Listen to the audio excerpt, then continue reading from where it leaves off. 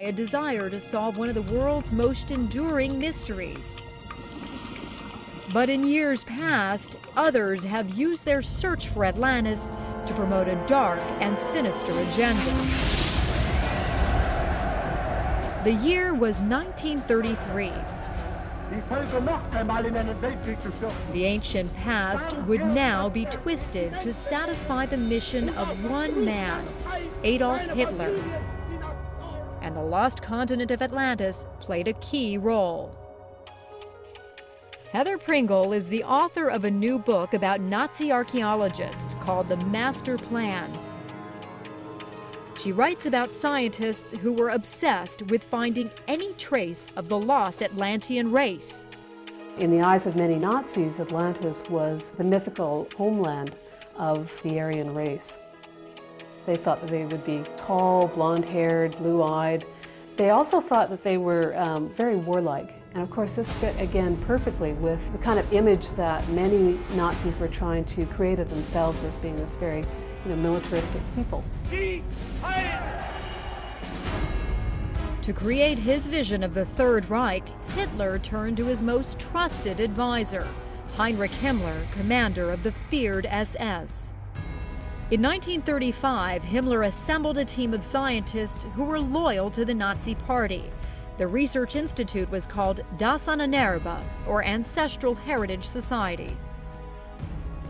It was an institute whose ostensible purpose was to research the great deeds and accomplishments of the Germanic peoples in the past. But in fact, what the real agenda of the Ahnenerbe was to manufacture evidence to support the racial theories of Hitler and Himmler and other high-ranking Nazis. Both believed that the Aryans, a mythical and superior race, had invented everything of value in human history.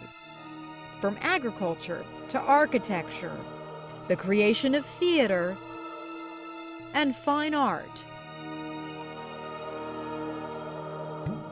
According to Himmler, this great Aryan culture came to life thousands of years ago when Germanic tribes migrated westward to Atlantis, an island continent they believed existed in the middle of the Atlantic Ocean. To find a trace of these ancestors, the Nazis trained their sights on the Canary Islands off the coast of Africa. They saw this as being sort of the southern edge of this sort of mythical Atlantean continent. And they also were really kind of focused on accounts of mummies that had been found on the Canary Islands that had blonde hair. The mummies had been examined by American archaeologists decades earlier, who proved the blonde hair was the result of a loss of pigment due to centuries of exposure. Nazi scientists disagreed. They claimed the blonde-haired mummies were proof that Atlanteans had once lived on the Canary Islands, and most importantly, they were Aryans. The researchers at the Ahnenerbe were really very good at taking evidence and pushing it to its absolute furthest extremes. Now that they had proof of an Atlantean fatherland, the Nazi scientists concocted an even more bizarre theory to explain its destruction and disappearance. It was called the world ice theory. The Nazis believed Atlantis was gradually covered by huge sheets of ice which surrounded the equator. As the ice melted, these massive glaciers receded. Atlantis was simply scrubbed away, buried under the water. But what happened to the people? The inhabitants of Atlantis, according to this theory, then fled to various areas that were thought to be safe refuges. They would flee to Tibet, they would flee to the Bolivian Andes. The search for these Atlanteans would consume Heinrich Himmler. In 1938, he sent teams of archaeologists on research missions around the world. Nazi scientists invaded dozens of sacred sites, frantically digging for Aryan relics. Anthropologists were also dispatched. Their goal was to find proof of Aryan blood among existing tribes and measure their alleged superiority to other racial groups, especially European Jews.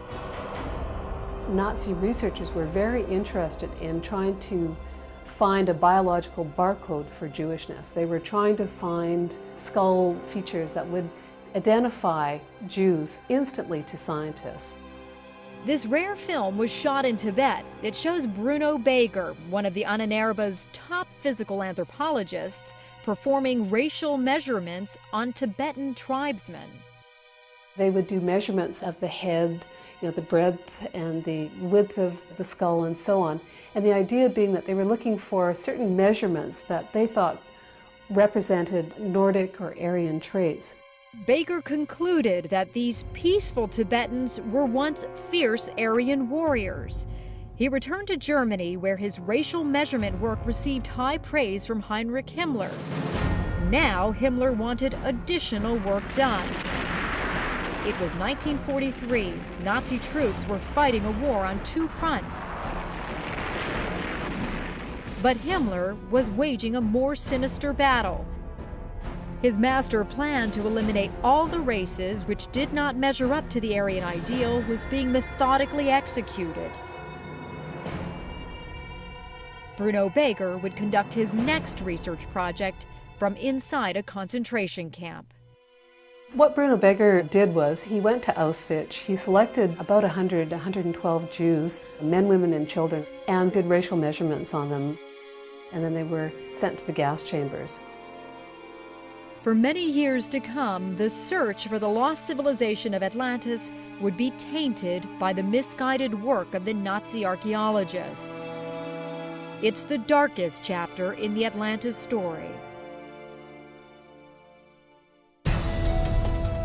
When we return, looking for a lost book of records from Atlantis. If the Atlanteans indeed did hide their records, then what better place than underneath a pyramid?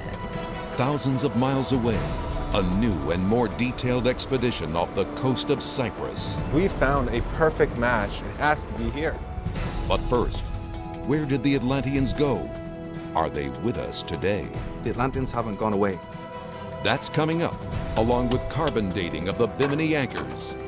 Quest for Atlantis,